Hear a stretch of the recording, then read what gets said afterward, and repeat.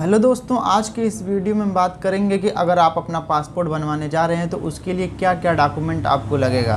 तो पहले ये जान लीजिए कि पासपोर्ट दो टाइप का बनता है, एक नॉर्मल पासपोर्ट, एक तत्काल पासपोर्ट। आज की इस वीडियो में हम बात कर रहे हैं कि नॉर्मल पासपोर्ट अगर आप बनवाने जा रहे हैं तो आपको क्या क्या डॉक्यूमेंट लगेगा। सबसे पहले ये जान लीजिए कि नॉर्मल पासपोर्ट भी दो टाइप का बनता है, एक ECR पासपोर्ट, एक नॉन ECR पासपोर्ट। अगर आप नॉन ECR पासपोर्ट बनवा रहे हैं तो इसका मतलब ये है कि नॉन इमिग्रेशन चेक रिक्वायरमेंट। इसका मतलब ये होता है कि अगर आप 10th पास हैं या आपकी उम्र 60 साल से ज़्यादा है तो फिर नॉन ECR पासपोर्ट बनता है। इसके लिए आपके पास कम से कम 10th पास होना ज़रूरी है। बाकी इसके ऊपर अगर कोई पढ़ाई है तो इससे मतलब नहीं है, आपके पास कम से कम 10 पास होना चाहिए। अगर आप 10 पास हैं तो आपका ECNR पासपोर्ट बनेगा। बाकी बात करें अगर आप 10th पास नहीं है तो आपका ECR पासपोर्ट बनेगा, इमिग्रेशन चेक रिक्वायर। इससे कोई ज़्यादा फ़र्क नहीं पड़ता है। ECR पासपोर्ट होता है, वहाँ पे जाने के बाद एक इमिग्रेशन चार्ज देना पड़ता है। अगर आपके पास आधार कार्ड, पैन कार्ड है तो आप अपना पासपोर्ट बना सकते हैं, लेकिन ये है कि अगर आप ECNR पासपोर्ट बनवाना चाहते हैं तो आपके पास 10th की मार्कशीट होनी ज़रूरी है। अगर ये सब आपके पास है तो आप सिंपली आएंगे passportindia.gov.in के वेबसाइट पर आएंगे। यहाँ पे अगर आपने कभी इस पर रजिस्ट्रेशन नहीं किया है तो न्यू यूज़र पर रजिस्ट्रेशन करेंगे। ऑफिस अगर आप यूपी के हैं तो आप यहाँ पे उत्तर प्रदेश हैं तो लखनऊ करेंगे। बाकी जो स्टेट के आप हैं वहाँ पे अपने हिसाब से डाल लीजिएगा। ज़्यादातर आपकी जो कैपिटल है उसी को यहाँ पे सेलेक्ट करना रहता है। उसके बाद अपना गिवन नेम डालेंगे।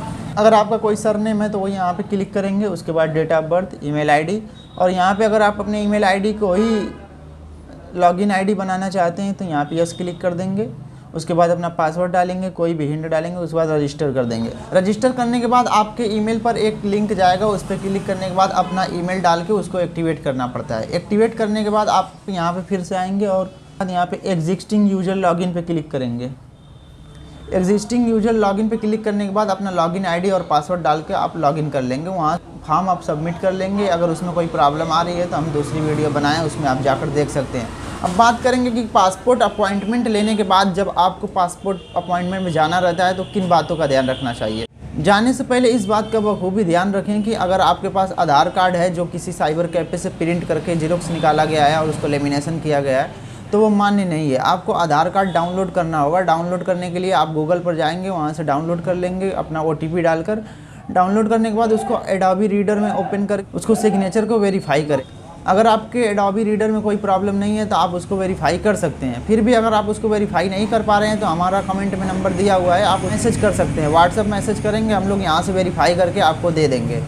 उसका प्रिंट लेकर आपको अपॉइंटमेंट सेंटर पर जाना रहेगा। बाकी एक बात ध्यान रखें कि एक बार वेरीफाई करने के बाद फिर से इसको वेरीफाई करना पड़ेगा अगर आप उसको डाउनलोड करते हैं तो। ये नहीं है कि आप डाउनलोड करेंगे तो हमेशा वेरीफाई आएगा, ये नहीं होता है। सब लोगों को लगता है कि एक बार वेरीफाई हो गया तो फिर डाउनलोड करेंगे तो वेरीफाई आएगा। ऐसा नहीं है, आपको फिर से वेरीफाई करना पड़ेगा। उसके बाद अपना पैन कार्ड ले लीजिएगा। उसके बाद अगर आप 10th की मार्कशीट लगाए हैं तो 10th की मार्क ओरिजिनल ले लीजिएगा।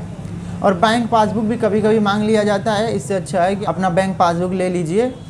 और बैंक पासबुक जब लेंगे तो 3 महीने का उसमें स्टेटमेंट ज़रूर प्रिंट होना चाहिए, पिछले 3 महीने का। बाकी ये सब लेने के बाद आप अपने पासपोर्ट ऑफिस पर जाएंगे, वहाँ पे आपका ये सब हो जाएगा। वहाँ से सब कुछ कराने के बाद आपको पुलिस वेरिफिकेशन कराना पड़ेगा। जो भी डॉक्यूमेंट आप वहाँ पर लेके गए होते हैं वही सब डॉक्यूमेंट को पुलिस वेरिफिकेशन में ले जाना पड़ता है। कभी कभी कुछ लोग और कोई डिमांड कर देते हैं पुलिस वाले, तो उसको कागज़ आप दे सकते हैं। जिस दिन आपका पुलिस वेरिफिकेशन होता है उस दिन से 21 दिन के अंदर आपका पासपोर्ट नॉर्मली आ जाता है।